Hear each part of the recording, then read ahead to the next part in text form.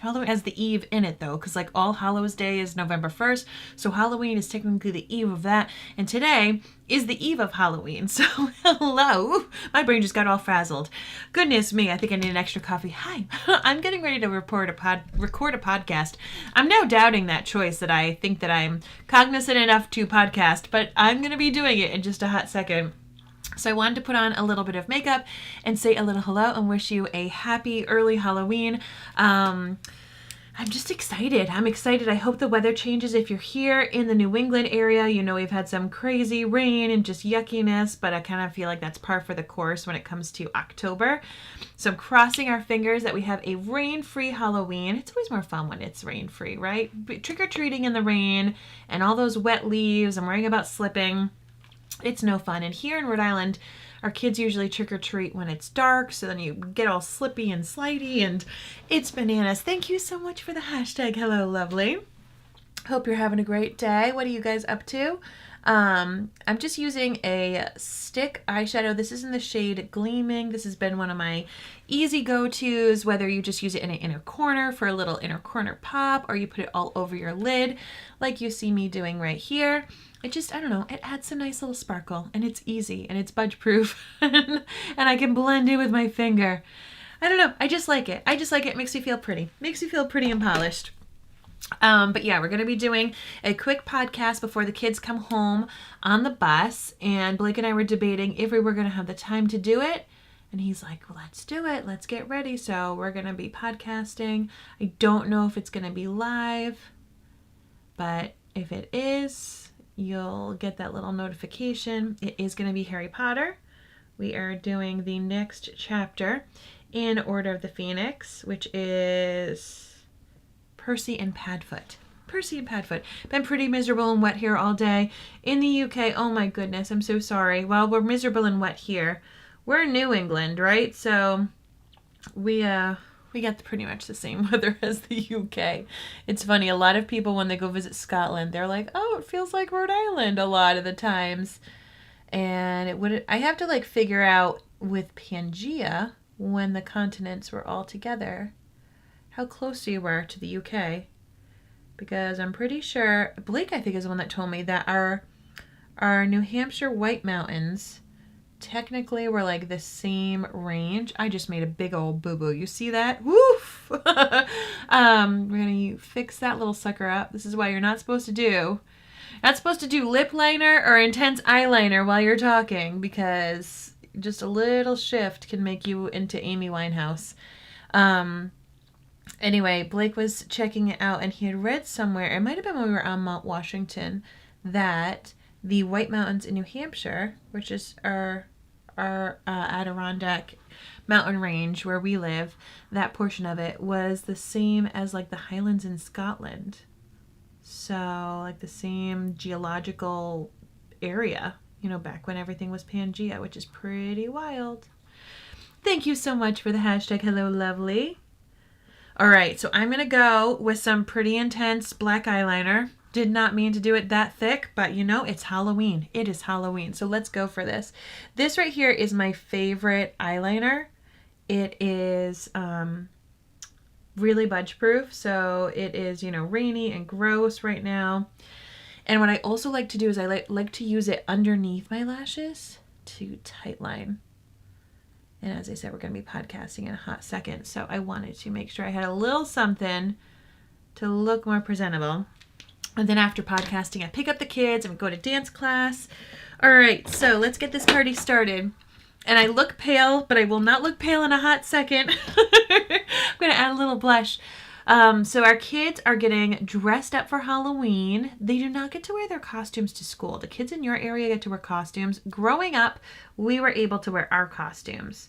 But I don't know when this rule changed, if it was when the panorama struck or who knows what, but they can't wear their costumes to school. It's so funny though, because they always do a spirit week right around either during Halloween or the week after, where they get to dress up as book characters or certain colors, or, you know, dress up like a member of our community or any of these things. So essentially they end up wearing costumes to school for an entire week, yet they cannot wear their Halloween costume. So it doesn't really make sense to me, but you know, It is what it is. So I'm grateful at least that they get to have that spirit week to get their costume spirit in, and kind of still do a little dress up stuff, but I don't know why they just don't allow them to do their Halloween costumes. You know? It's funny. I just put lash primer on my lashes. For those of you who've never worn lash primer, it is a base coat for your mascara. It's like a deep conditioning treatment. Really helps your lashes stay nice and strong, but it also is going to elevate whichever mascara you wear. It's going to be like a little push-up bra for your mascara. And right now I'm using my Twisted. It has this cute little itty bitty wand. I feel like Harry Potter. I've got a couple of favorite wands. So Twisted mascara comes with 2 wands, an itty bitty baby wand, and then a big chunka wand. The baby one is fantastic to get those tiny inside corners of your lashes, or if you really want like a nice natural fluttery look. And then the bigger wand, the one I'm using right now, gives you more of that traditional mascara look that you're going for. Dun, dun, dun, dun. But I like the lash primer because it holds on to my mascara more. So when I'm laughing while I'm podcasting with Blake and tears are running out of my eyes, it is less likely to make a big old mess. So if you have allergy eyes, or your eyes get watery, or if you too laugh when you listen to Blake, some lash primer can definitely help you.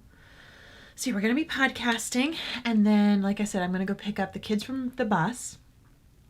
This is our first year taking a bus home with both kids.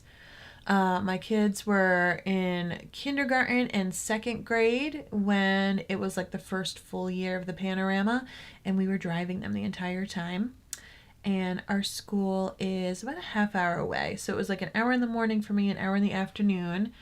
And then this year I found out that there's a bus that drops them off super close to my house. It also picks them up, but I'll be real with you, the Larson family, they are not early birds aside from me. So there's no way they would get out of the house in time to make the bus. All right, I just did my lashes. I am going to go in now with some color. So this is my all-in-one color stick in the shade Fresh Orchid. I'm just going to do a little bit. It's a cream blush. And you can use your fingers. You can use a brush. It actually is a sponge on the back of it too, so you can even use that to go to town. But I'm just going to use a makeup brush. I like to use the sponge, you know, if like I'm in the car, if I'm doing something quick, because you can just take that and put it on the go. Put it around, add some color so I don't look like a ghost on the podcast. Even though it is the day before Halloween, so it makes sense. It would make sense for me to be all sorts of spooky. But yeah, so my kids just started taking the bus home this year, and it has been a game changer for anything and everything. I mean, heck, I would already be in my car at this point to go pick up my kids. So Blake and I just had a little lunch, and I asked him, I said, do you think we have time to podcast? And he said, yes, we do. Let me fix right here so it's not too dramatic. The other thing that I like to do with this all-in-one color stick, I like to put it on my lips.